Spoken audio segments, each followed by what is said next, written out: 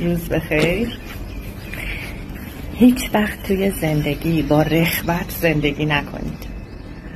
با رغبت زندگی کردن یعنی بدون عشق زندگی کردن. شما هر لحظه با رفتارتون و اعمالتون در طول روز دارید به جهان هستی پیغام میفرستید که چی میخواید.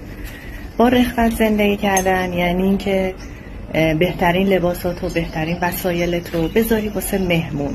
با رغبت زندگی کردن یعنی هی بگی که ای بابا من که تو این خونه مستاجرم، خونه خودم نیست، یه دستی به سر و روش گوش اون خونه نمیکشی، اون پله ها رو میری میای، اون حیات رو میبینی، اون در رو میبینی، یه رنگی روش نمیکشی.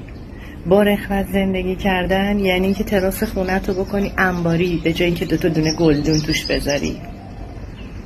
با رغبت زندگی کردن برکت و فراوانی رو از زندگی میبره. سعی کنید هر شرایط و موقعیتی دارید با عشق زندگی کنید.